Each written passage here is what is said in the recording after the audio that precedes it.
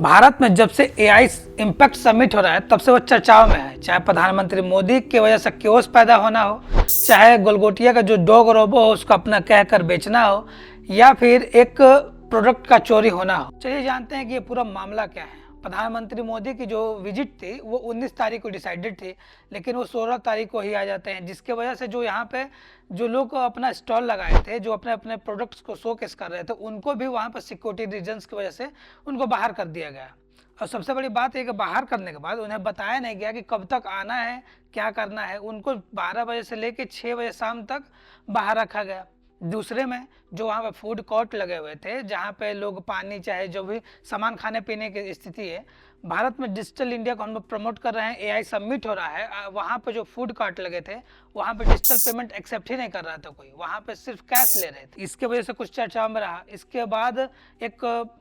धनंजय यादव करके हैं जिन्होंने अपना प्रोडक्ट शो किया था, उनके प्रोडक्ट्स चोरी हो गए, जिसको लेकर उन्होंने ट्वीट भी किया। उसके बाद अगले दिन उन्होंने फिर ट्वीट किया कि नहीं सर, जो पुलिस है उन्होंने वो सारे प्रोडक्ट्स उनको वापस कर दिए हैं, जिस पे लोगों ने अपने तमाम राय दी कि इनको सरकार की वजह से दबाव बनाया गया है कि सरकार की किरकिरी हो रही है, इसके वजह से आप ट्वीट करिए कि नहीं, प्रोडक्ट्स हमको मिल गए हैं। इसके अलावा जो सबसे बड़ा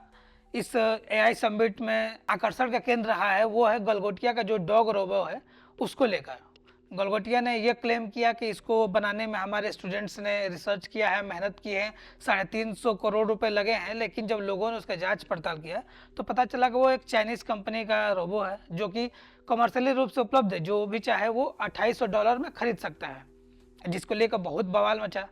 इसके साथ ही उन्होंने एक बॉल को भी दिखाया कि इसका जो डिजाइन से लेके इसका रिसर्च तक सब कुछ उन्होंने किया है, लेकिन बाद में उसको भी रिसर्च किया गया, पता चला कि वो साउथ कोरिया से बना हुआ है। ये तमाम चीजें लेके बहुत बवाल मचा, जिसपे विपक्ष की पार्टियां चाहे कांग्रेस हो और तमाम लोगों ने ये क्लेम किया कि अब चाहे कॉलेज हो चाहे कुछ भी हो, सब कुछ ऐसे ही कहीं से प्रोडक्ट मंगा के कहीं पर बेचा जा रहा है और अपने